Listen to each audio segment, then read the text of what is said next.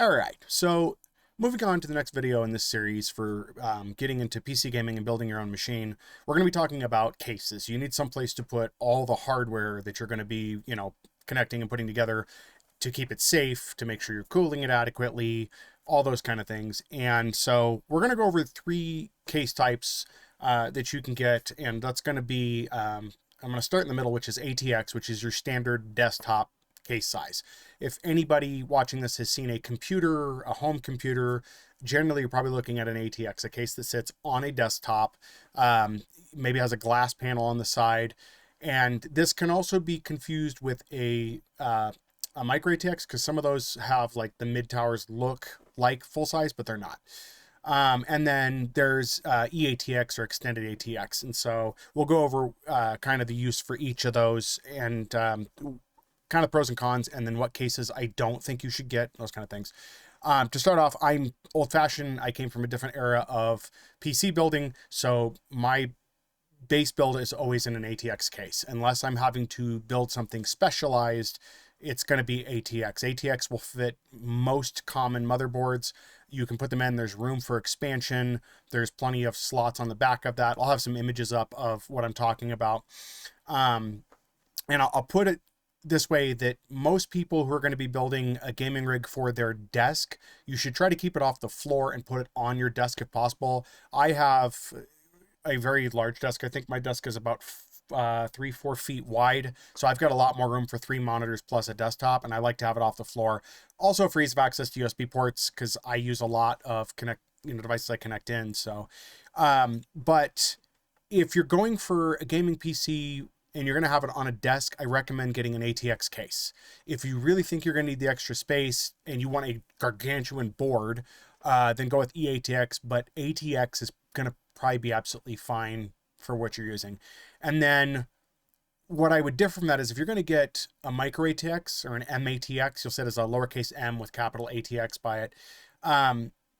If you're going to build something that's going to go next to your TV, because you're putting this in like a living room, don't get a micro case that's going to look like a desktop. I would get the smaller cube type devices, and there's some really neat builds for those. And this is probably the only time you're going to hear me endorse liquid cooling, but if you're going to go with a micro ATX, you may want to go with a liquid cooler on your machine, because it's going to be in a living room and the noise may be too much if you're trying to cool a very compact unit. This is all dependent on what you're getting for processing, though, because some smaller units, if you're only going for 1080, you may be able to get away with a cooler that's not going to be that noisy, meaning, like a Peerless Assassin that's going to be less noisy, because you're not having to cool a gargantuan amount of heat because you're not going past 1080. So that may be something you'll be fine with. And it depends on how far away you are away from your television, things like that, because obviously while the fans are running, if you're not right in front of them, you're not going to hear them. Consoles are tuned differently, so they can get away with different cooling, but they're also throttling their processors or have them preset. Like we know the Steam machine, for example, is going to have a custom processor based off of binned processors, or processors that didn't meet production quality standards at the time, and so they've been reduced in what they can do to fit the purpose of the Steam machine. Therefore, the cooling needs are vastly different. That being said, we don't know what it's going to sound like yet. I know some people have gotten prototypes and have said it sounded fine, but we don't know what that's going to look like at this point. It could be super noisy.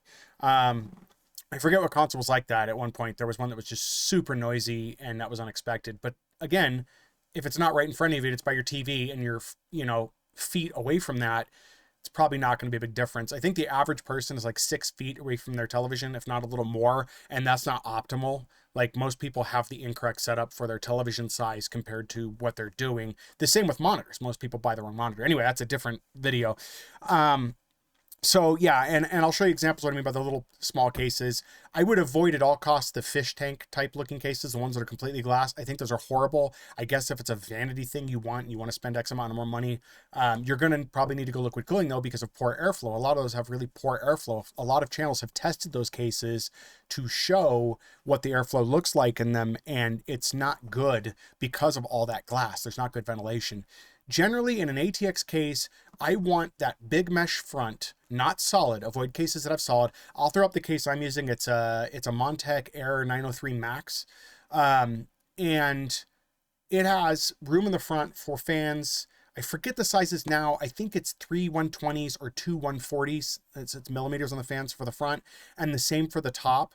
I opted for the 120s. If I wanted this to run quieter, because I can hear the fans every now and again, but it's nothing that's bothersome, I could have gone with the 140s. I always have that option, but you know, I wanted enough fans to cool it down, and I didn't want to have to be in a weird spot. I also like the way the balance looks for 3 fans on the top and 3 fans on the front. But anyway, I want that mesh in the front that's able to pull air in. The mesh is cleanable, which is nice because I can clean the dust off of that. And then on the top, I want 3 fans for outtake that are going to be the same 120, and those aren't light up. I don't have light up on those because I didn't need them. I'm not going to see them, and I don't want the case being super bright in my face. And the airflow for what I'm using is pretty simple for the case fans. There is a rear exhaust, just one single 120 millimeter rear exhaust. No, let me correct that. It's a 140 rear exhaust on the back. 3 120 millimeter intake fans on the front, and then 3 120 out on the top, and the cooling stays fine on this. And that should be all that you need if you're doing 1080. That there shouldn't be a need for any more. I think this can push more. I may test that in the future because, again, this build is capable of doing more. I'm just fine at 1080. So that should be kind of the base setup for it. In terms of, you know, why go with an ATX case for expandability? And I'll go over this again in the video I do over motherboards, but let's say something breaks on your board and you still like the board and you don't want to replace it. An HDMI port goes out. Not that I'm using the onboard. The Wi-Fi goes out, or you just want more USB. With more expansion slots, you can do that. And there's also plenty of room for more cooling if I need it in this. So there's lots of options for me to be able to upgrade the cooling if I wanted to. There's room for a radiator in here.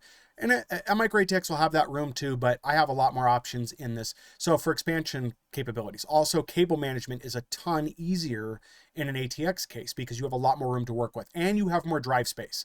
That's very important. For the builds I'm talking about, we're talking about multi-hard drive setups. microATX kind of gets really close to the limit of what you're going to be able to do. Whereas in ATX case, you can fit tons of drives. This case here, I think I have 2 fat old school 3.5-inch hard drives. I have an SSD, a small SSD, and then I have 2 NVMEs in, and I still have room for plenty more drives if I need to. So there's that need there for expanding if you want. You do not have to get light up cases. You don't have to get cases where you're going to have tons of light up fans. As I've stated in previous videos, the only reason this machine has fans that light up on both the Peerless Assassin and the front for the fans is because they were cheaper at the time when I bought those through Amazon. When I was price comparing, there were fans that had no LEDs, and those were more expensive. I think it was $20 per fan more to get those. I'm not sure what was going on with fan supply at that time than it was to just get the fans that lit up. So I got fans that lit up is what I did. The mATX case came with some fans, but I wasn't sure if those would be good or not, so I swapped those out. But I have them as backup if I need. The specs are technically the same, but I wanted to have fallback options just in case something went horribly wrong. I'll put some specs up. I probably should have mentioned that, but I'll put measurements up in inches of what these cases look like so you'll know what I'm talking about. And so that way, you know, you can see kind of the difference between space and what it's going to have. Also, so you can kind of pre-measure. I'm going to reference a specific case for a microATX, which will be the Leon Lee, A3 mATX case, because I like the look of that. And I feel like if I'm going to build a machine that's going to go next to my television to replace a console, while it's going to be bigger than a traditional console, I also want it to be discreet. So that means no LED lighting of any kind if I can avoid it. And I want it to have a nice look. And that particular case is really pretty. I'll throw an image up there and I'll have links in the description of this video as well. You will need to use something like PC Parts Picker to check your clearances.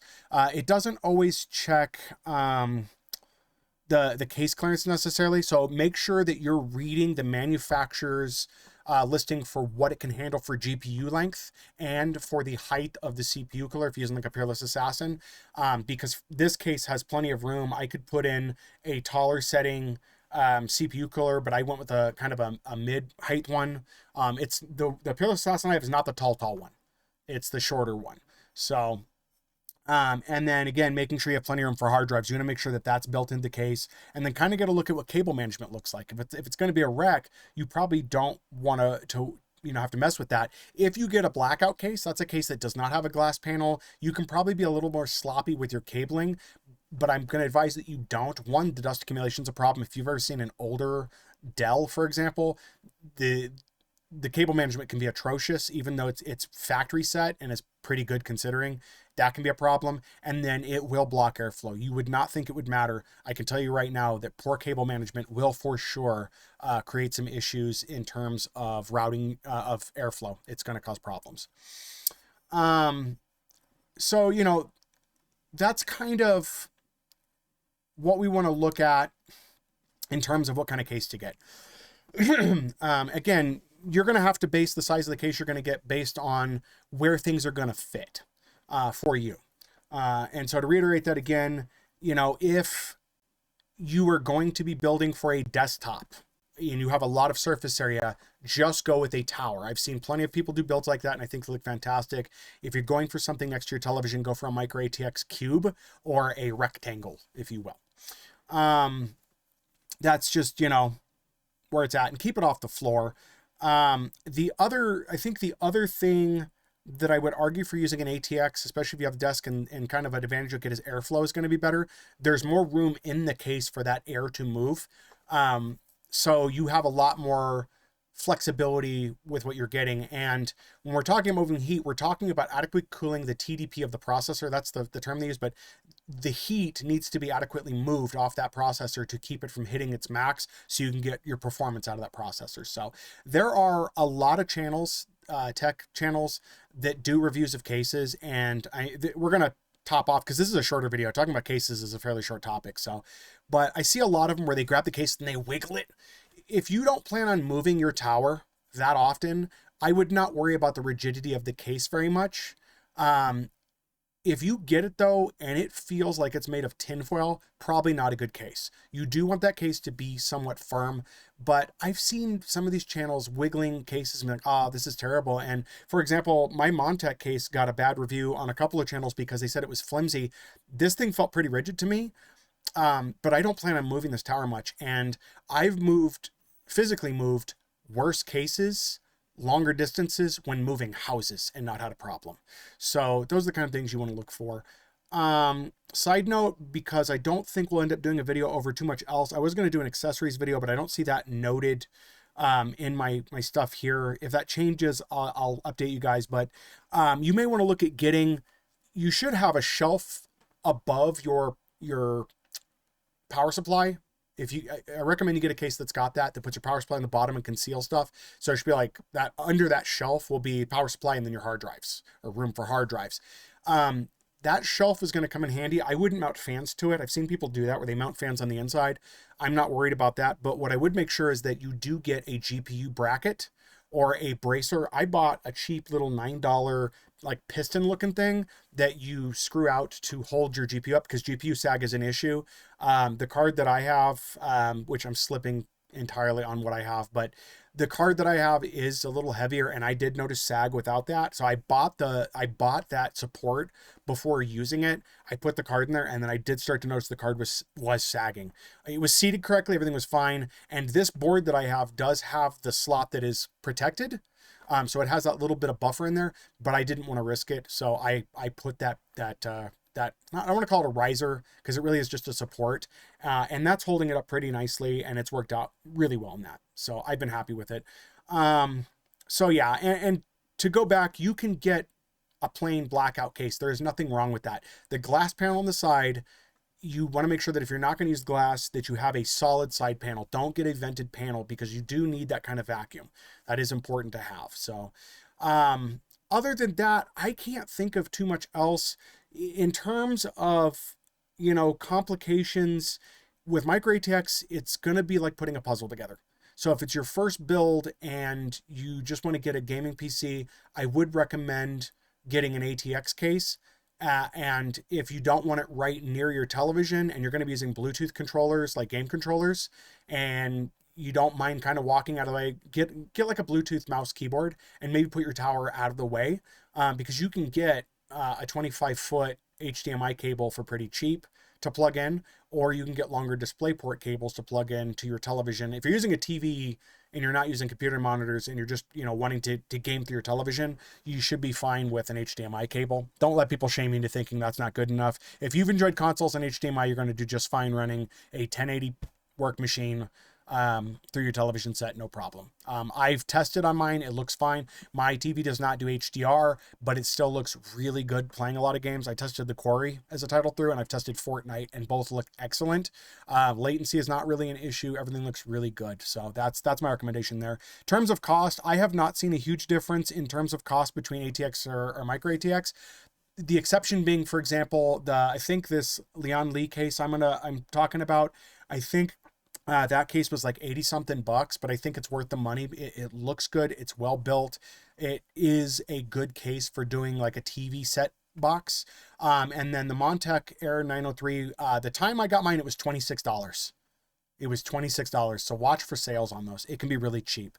I would not spend more than $100 on a case unless you're building some kind of home server and you need lots of drive bays. I wouldn't recommend spending more than that. So I think that is about all that I wanted to cover here. I'm looking through my notes just to see, there's just not a lot. Case is a really simple thing. And again, I'll get images in and stuff to show you what I'm talking about, and I'll get some links in the bottom so you can look at the manufacturer site for these. But yeah, I just, it's not a very complex topic. Cases are really simple. It's just, one or the other, in my opinion. That's it. And avoid the really, really super small, I forget what they're called now, micro ATX cases. There's some really tiny ones. Don't make this a headache on yourself. Leave yourself a little bit of room for expansion or for cooling, but don't do it so tiny you're stuck to very specialized parts. Again, we want to use very common parts that you can source just about anywhere. So if a power supply dies, you're not having to get some specialized size that may be hard to get. We don't want to have to get specialized board sizes that have to be custom or only a certain amount of manufacturers get. We want to be able to, like, oh my God, my motherboard failed. Oh, I can get that same board, pop it in. Or my power supply died. You can hot swap that right in, stuff like that. Don't get super small things that are going to maybe fail you. So as a bonus too, don't forget your computer is a multimedia device. So you can also, if you're doing a set-top box and you're used to using a console, this should be a lot easier. You can get multimedia remotes that are Bluetooth, so you can run YouTube and stuff just the same.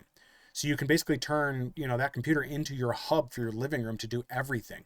Music, all of it, just, everything. I don't think a lot of people think about that. Consoles have dabbled in that, but with licensing and then app issues, it's just not the same experience. So anyway, that's all I got for you guys on this one. Again, it's a shorter video, but yeah, let me know if you have any additional questions or you want to know more about cases, or if you have any particular questions on that. Maybe I missed something. It's fully possible. I'm not perfect.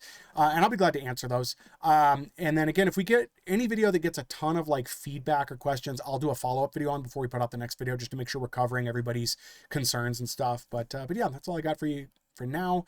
Hope that was helpful. And I think the next thing we're going to move on to is motherboards. And I'll try to get that out next week to you guys, probably about the same time. I'm trying to get these out on Fridays, but I don't want to hold to that. So just know I try, but I have a lot of other stuff going on. So, but anyway, I hope this was helpful, and let me know what you think so far.